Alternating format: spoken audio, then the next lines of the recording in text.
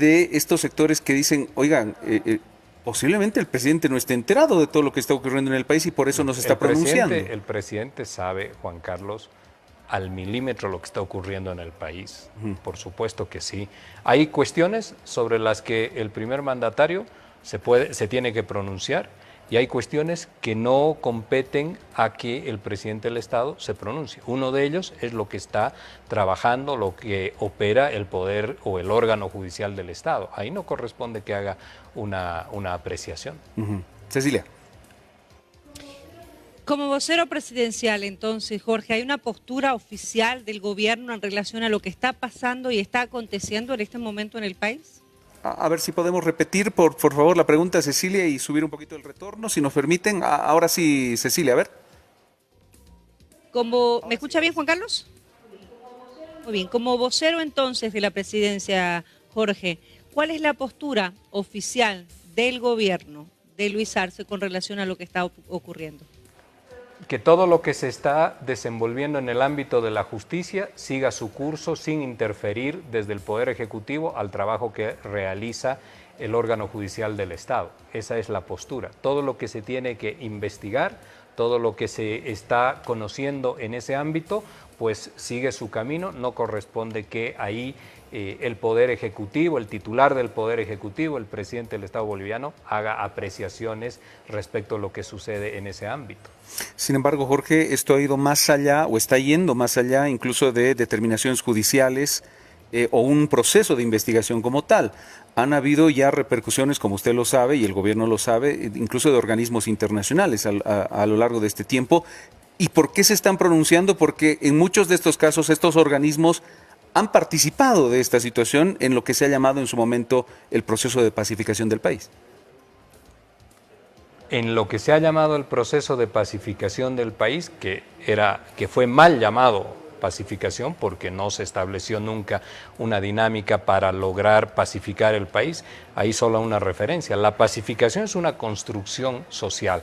La pacificación nunca va a ser una reunión en un fin de semana para tratar de encontrar un consenso respecto de algo y en función de eso señalar o presentar aquello al país como pacificación. Una cosa, yo siempre señalaba algo, una cosa muy distinta es la tranquilidad circunstancial que pueda vivir un país de la pacificación histórica que necesita encontrar Bolivia en este tema de la polaridad social. En ese ámbito, muchos de los actores actuales que se están manifestando ahora participaron, no solo en aquellas jornadas que usted acaba de mencionar, sino previamente en los hechos de noviembre de 2019, estoy hablando específicamente lo que llevó a la ruptura institucional, lo que significaron las horas previas a la determinación o a la elección entre un grupo que no tenía mandato popular de elegir a la señora Áñez para conformar un gobierno que no estaba pegado a la norma constitucional. Por supuesto que ahora, ante esa situación en la que se encuentran expuestos ante el país y ante la comunidad internacional por una conducta que no se circunscribía a lo que señalaba la Constitución Política del Estado, están tratando de utilizar algunos argumentos para eximir responsabilidades y validar lo que hicieron en noviembre del 2019. ¿Y usted se refiere en este ámbito a la Iglesia Católica, Jorge? Porque la Iglesia fue la que convocó, Monseñor Scarpellini, que ya no está entre nosotros, a la Unión Europea, que también participó, y otros organismos internacionales que participaron de estas reuniones o de estos procesos. ¿A ellos se está refiriendo? Hay dos momentos ahí, Cecilia, que son absolutamente distintos. Los momentos previos a la autoproclamación de la señora Áñez como presidenta del Estado, esa es una dinámica absolutamente distinta con unos actores específicos. En esas reuniones, ha sido también de conocimiento ya público, ha participado un conjunto de actores políticos y también de instituciones, que todos ellos, o muchos de ellos, en su mayoría, no tenían representación popular, no tenían la legitimidad que otorga el voto para que puedan reunirse, tampoco representación parlamentaria, para que puedan reunirse y definir quién tenía que asumir el mando del Estado plurinacional. Ese es un momento. Después, Los otros intentos de buscar el acercamiento de las partes, el que se puedan establecer conversaciones, diálogos para encontrar soluciones, el primer punto de partida de la solución política de lo que sucedió en noviembre de 2019 está señalado el 24 de noviembre con la ley 1266, que es la ley de convocatoria, la ley de excepción a convocatoria de elecciones generales. Pero eso ya es la solución política para llevar el país a su reencauzamiento electoral democrático. Pero Jorge, ¿cómo hablar? Y eso es lo que explicaban, o el criterio que se maneja de un lado. ¿Cómo hablar si de inicio están hablando de un proceso irregular en cuanto a una sucesión constitucional? ¿Cómo hablar de validar todo lo que vino de ahí en adelante? Lo que acaba de mencionar, la ley del 24 de noviembre, la ley de convocatoria, de prórroga, más bien dicho, de mandato de enero, de enero, la ratificación del Tribunal Constitucional de esa ley de prórroga de mandato, etcétera, etcétera, etcétera, etcétera. ¿Cómo? ¿Y cómo validamos, Juan Carlos, cómo validamos todo lo hecho por el gobierno de Hugo Banzer Suárez, que tuvo 7 años de dictadura y fue un dictador? ¿Y cómo validamos todo lo que sucedió en el año de Luis García Meza y lo que sucedió con deudas que contrajo el país? Las deudas, la enorme deuda externa de los años 70 que la generó el bancerismo, la tuvimos que pagar momento a momento. Pero Jorge, fue un todos gobierno, los bolivianos. como usted lo menciona, una dictadura. Claro. Está validado, pero como una dictadura. Y las dictaduras, Juan Carlos, también generan obligaciones. Y de las dictaduras tienes que encontrar una solución política para salir. ¿Cómo sales de una dictadura? Llamando a elecciones. Esa es la fórmula que los bolivianos hemos insistentemente aplicado para retornar a la democracia. ¿Cómo salíamos del golpe de Estado de noviembre de 2019? Volviendo al proceso electoral, a la Constitución. Y ahí te puedo señalar algo muy importante, que anoche se hizo mención a la ley 1270. Esa ley 1270 dice, ley excepcional de prórroga del mandato de las autoridades. Ese artículo 1 dice, la presente ley tiene por objeto excepcional prorrogar el mandato presidenta del Estado, asambleístas, y en la parte final dice, para restablecer la normalidad constitucional, Juan Carlos. ¿Cuál es la normalidad constitucional? Volver a tener secuencia constitucional, un gobierno que surja de un proceso electoral. Esa ley la promulga la Asamblea, la sanciona la Asamblea Legislativa y la promulga la señora Áñez. Si no, ¿cómo solucionamos el problema? ¿Cómo solucionamos? Si tienes a las Fuerzas Armadas, tienes a la Policía Nacional que están amedrentando al movimiento popular, al sistema político, al proceso electoral. Tienes que encontrar una solución. La solución política se llama el conjunto de normas que se establece y que parten de la 1266, 1269, 1270, hasta terminar en la ley 1315 que señala y dice, es la ley a consecuencia de las movilizaciones de agosto del pasado año, y señala y dice que las elecciones se realizan el 18 de octubre. Este conjunto de normas, por eso es una elección por excepción, no por mandato fijo, eso es distinto.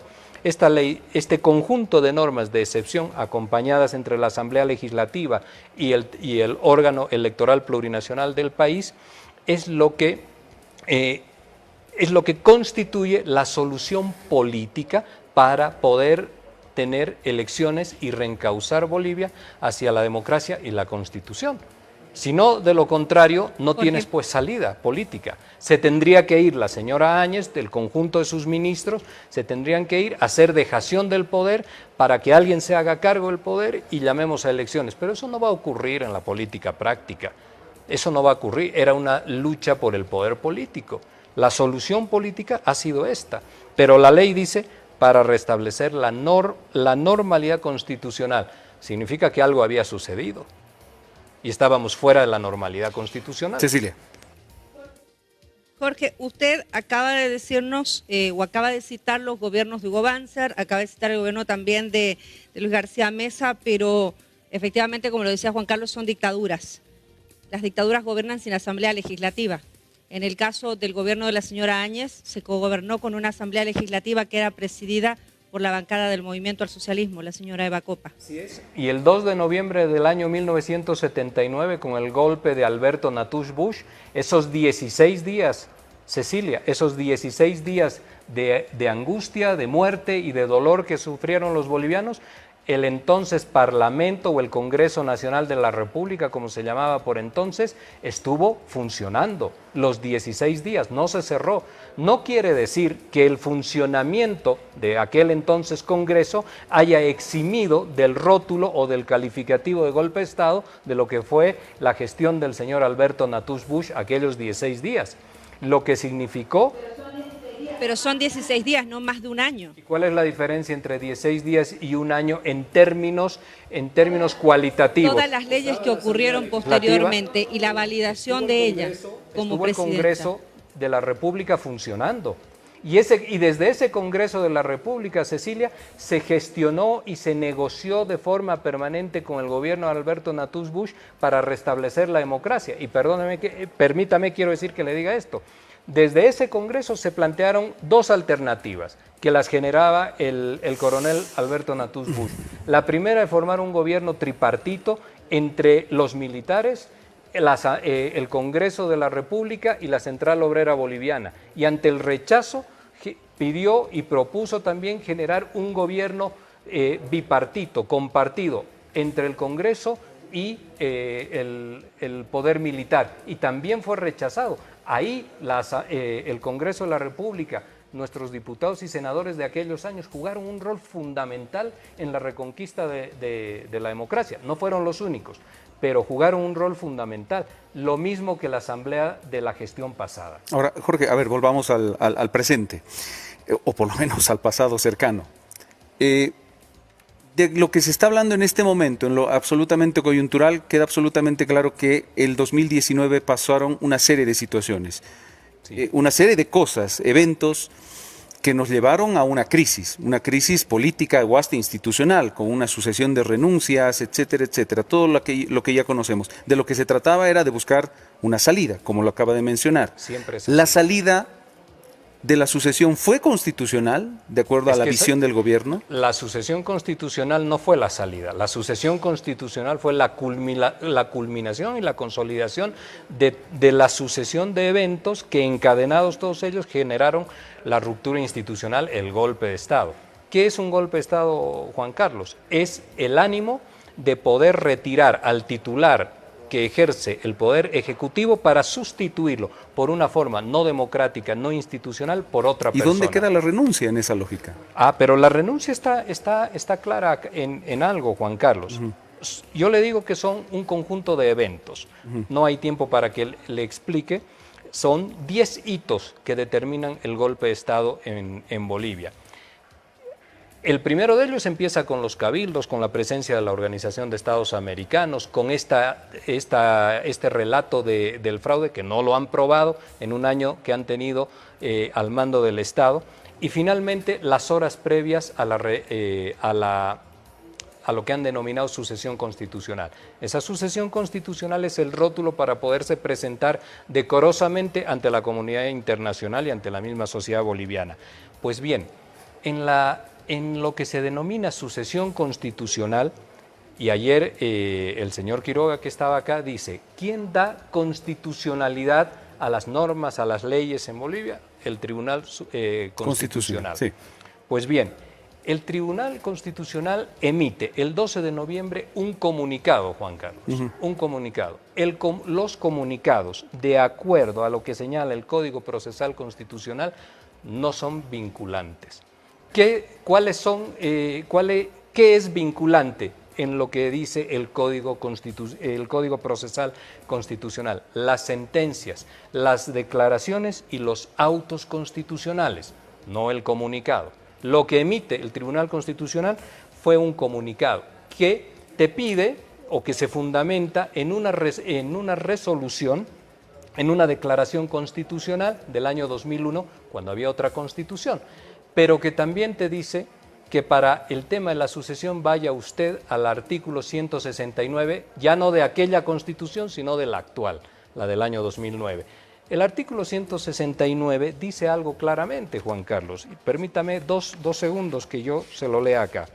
Dice el artículo 169, en caso de impedimento o ausencia definitiva del presidente, vicepresidente, el presidente del Senado, el presidente de diputados.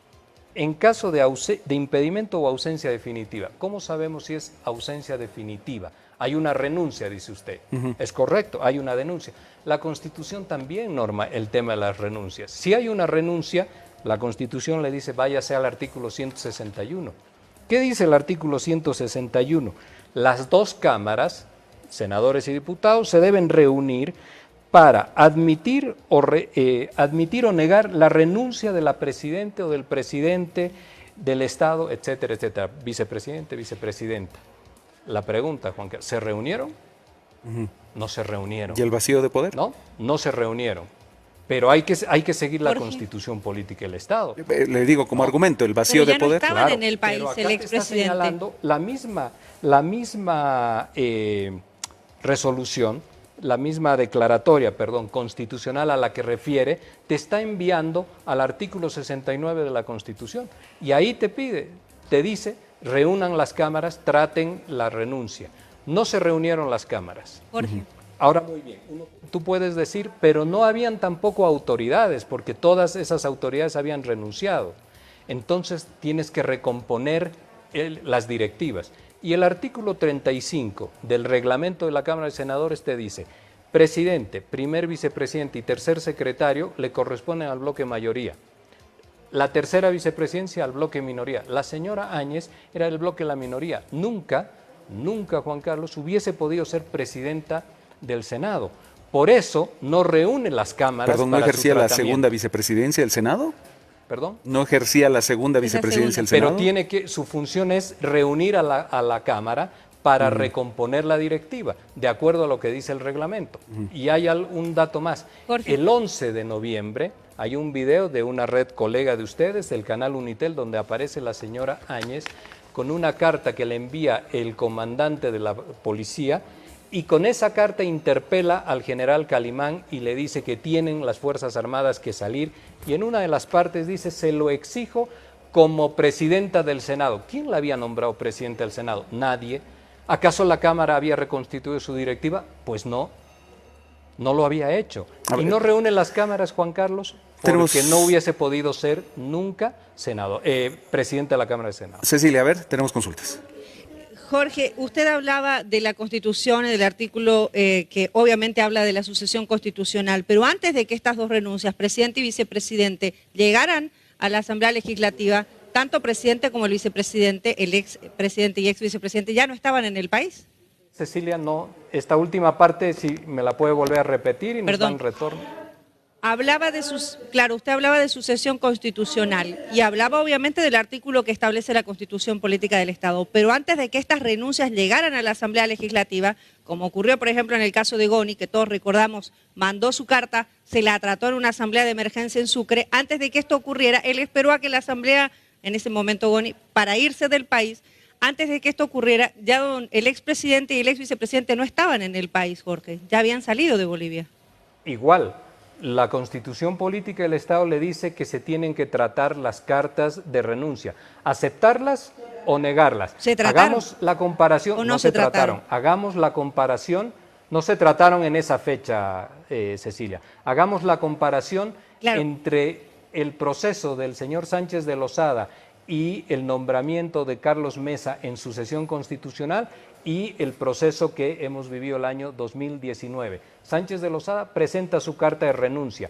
Su carta de renuncia iba a ser leída o llega a la Asamblea mientras el avión del Yoy Aéreo Boliviano en aquel entonces iba despegando. Tengo esas imágenes absolutamente claras.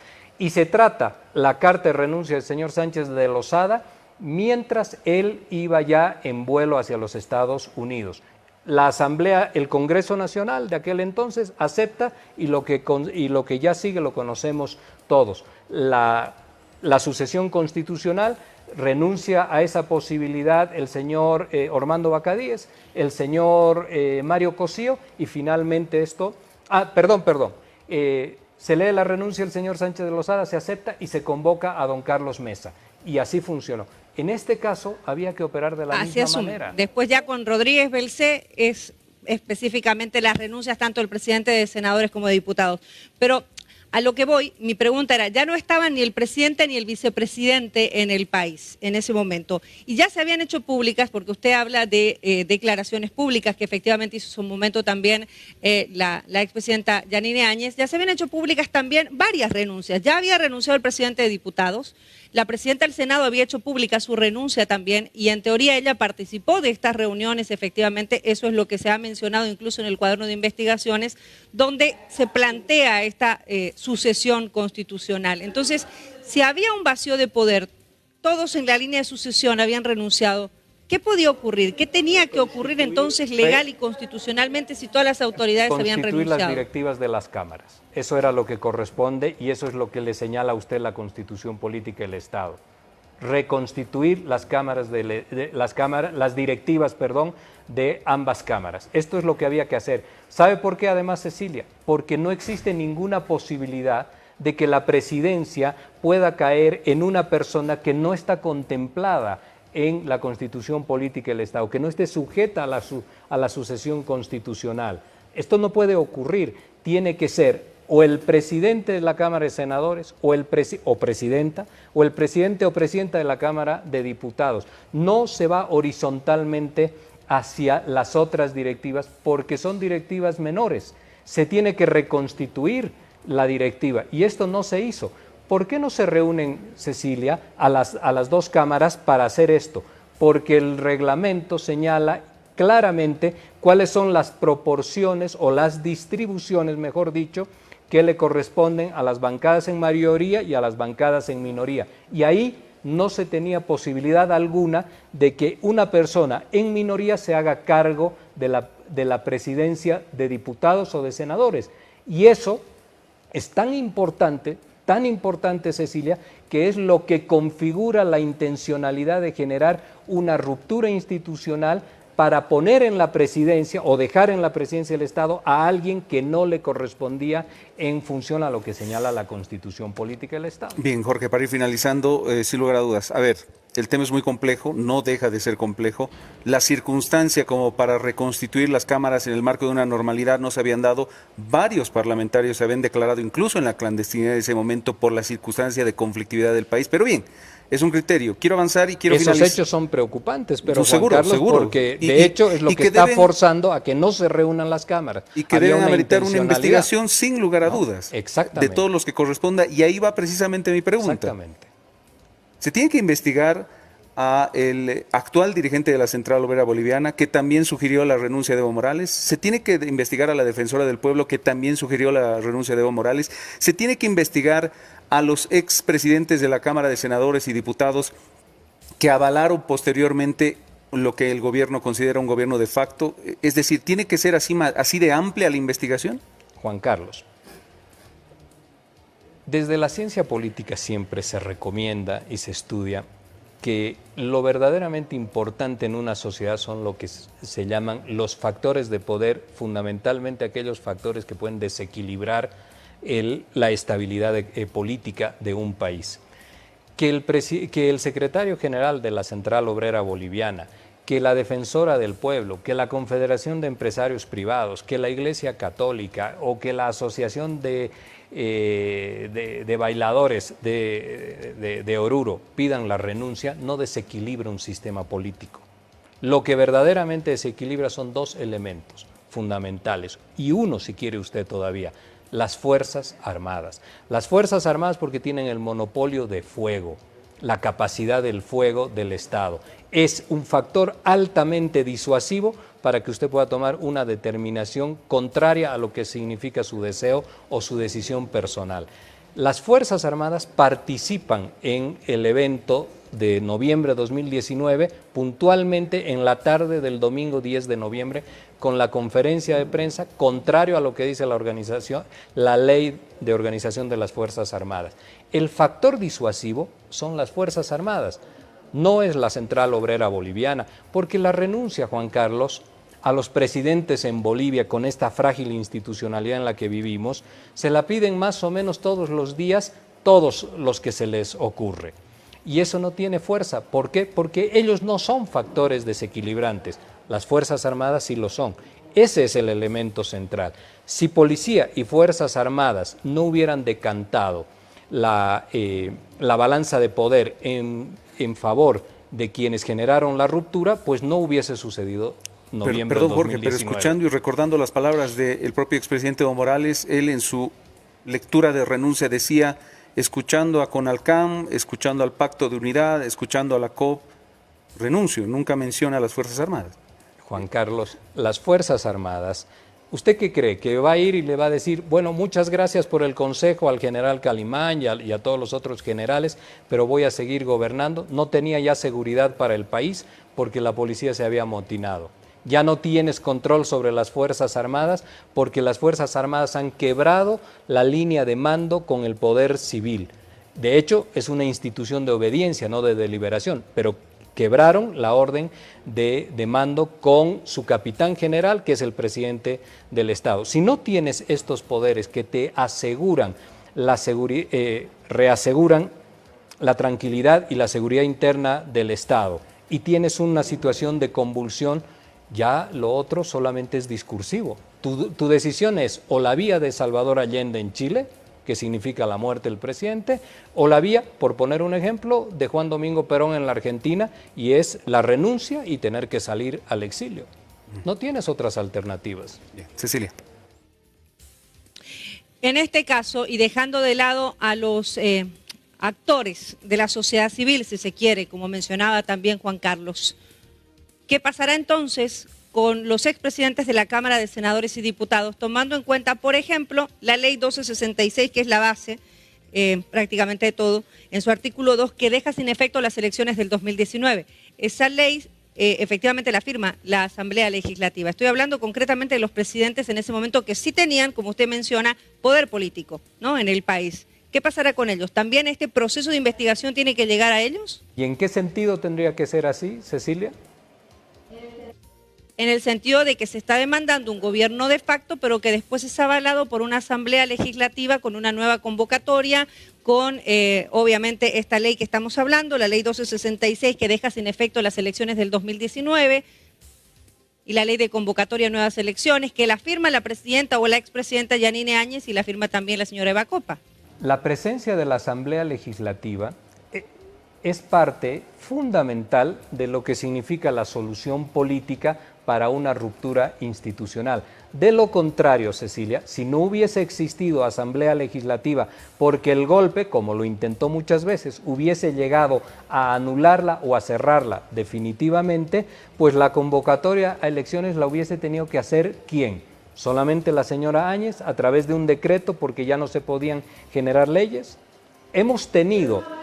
Pero no avala esto una sucesión constitucional, no perdón que lo no tiene Jorge, relación, y esto es importante. no tiene relación con la sucesión esto constitucional. Esto es importante para que la población lo entienda. No tiene relación, Cecilia, con la sucesión constitucional. ¿Por qué? Porque lo que ellos denominan sucesión, perdón si la he cortado, lo que ellos denominan sucesión constitucional está respaldado en un comunicado del Tribunal Constitucional, pero que no es vinculante, no es vinculante.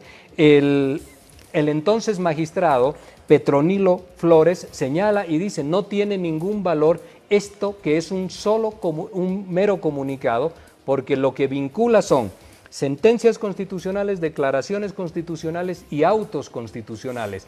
Lo otro fue solamente un comunicado. Esa es la sucesión constitucional. La presencia de la Asamblea Legislativa tiene el mismo sentido del ejemplo que le puse con el año 79. Siguió en su funcionamiento y esto ha sido bueno porque es, entre otros factores, no es el único, lo que nos ha permitido a los bolivianos poder tener un mecanismo sobre el cual asegurar que íbamos a tener elecciones y volver y retornar a la democracia. Pero Jorge, en enero de 2020 el Tribunal Constitucional ya no emite un comunicado, emite ya una sentencia avalando la ley de ampliación de mandato de estas autoridades. ¿Por qué no ahí el Tribunal Constitucional hace sus reparos si es un gobierno de facto? Se hace eso que usted señala, Juan Carlos, esa prórroga de mandato, porque ya se había tomado un acuerdo político que se traduce en la ley 1266, en la ley 1270. ¿Pero qué estamos hablando? Para ¿De ir a algo elecciones, jurídico o algo no, político? Para ir a elecciones son las dos cosas, Juan Carlos, combinada. Es la decisión política Pero si de ya ir a había un acuerdo elecciones, político, pero Juan que se le Carlos. da una forma jurídica para que el Estado tenga una consistencia lo más próxima a la constitución política del Estado. Porque, Juan Carlos, Jorge, cuando la señora discúlpeme. Áñez asume, las transiciones en el país son solamente 90 días. ¿Por qué no se hizo en 90 días? Porque se buscó, y esto es parte del acuerdo político, se buscó también reformar todo el Tribunal Supremo Electoral y los departamentales.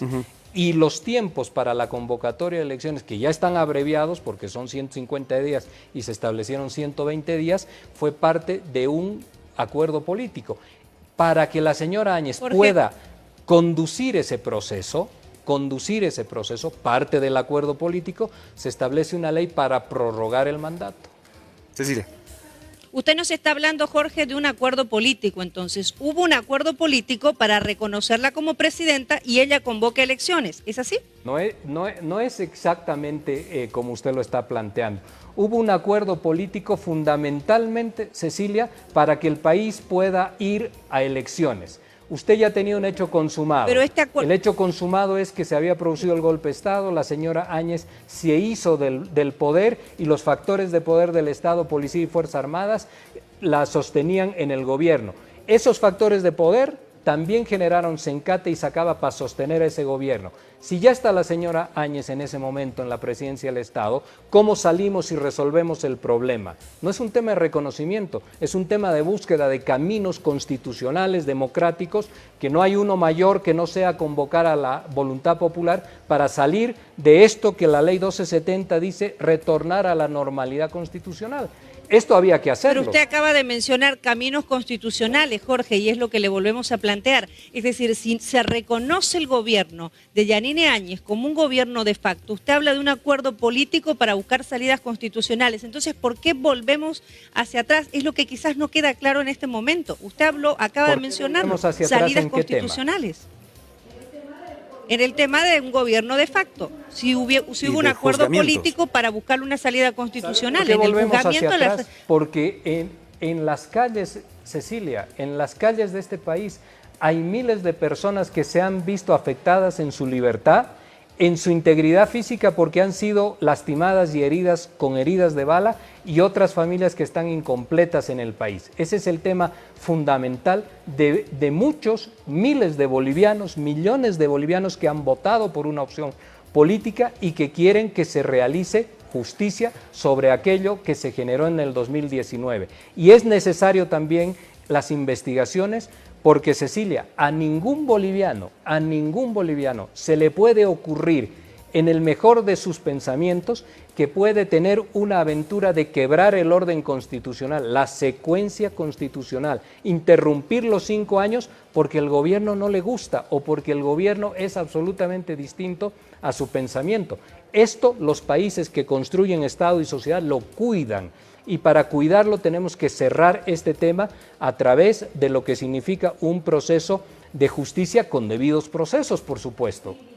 Sin ninguna duda, Jorge, en este sentido. Por eso es que vuelve, creo que la consulta también de algunos abogados. Y usted hace referencia a las familias que perdieron a sus familiares. Sencata, Sacaba. El tema del audio. Usted hace referencia, me imagino, a los hechos de Sencata y Sacaba, ¿verdad? De Sacaba, de Pedregal, donde los bolivianos han fallecido, donde han habido bolivianos que han muerto. Pero ella ya ejercía como presidenta. Eso es. Pero ella ya ejercía, le digo, Jorge, como presidenta. ¿No corresponde un juicio de responsabilidades? Son dos cosas diferentes, permítame que lo señale de manera clara. Existen, que es lo que hemos hablado, un conjunto de hechos encadenados unos con los otros que culminan con la toma de la presidencia del Estado por una persona a la que no le correspondía porque no fue electa por medios convencionales, democráticos e institucionales. Todas estas acciones hasta el momento previo a que la señora Áñez toma juramento, pues no lo tomó, toma posesión del mando del Estado, todos estos elementos no los realiza como presidente del Estado, los realiza como senadora. Esto que yo les he señalado, que el día 11 de noviembre hace una alusión al general Calimán y dice que es la presidenta del Senado, cuando nadie la ha elegido, son uno más de los elementos que configuran, todos ellos articulados, un golpe de Estado.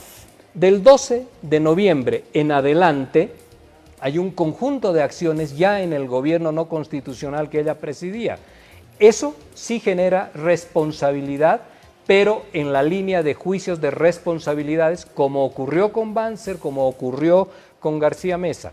Fueron presidentes de facto, pero tuvieron juicio de responsabilidades. Lo que se está ventilando en la justicia ahora es previo a su toma de mando del Estado. Bien, Jorge, no tenemos más tiempo. El tema es muy amplio, si lo podríamos estar hasta las 2 de la mañana. Además, Juan Carlos, que desde la ciencia política no deja de ser apasionante. Seguro que sí, también. y va a continuar este análisis. Permítanme 10 segundos para preguntarle algo que ha llamado la atención Usted hoy. sabe que yo respondo largo. Le voy a pedir que sea breve. Ya.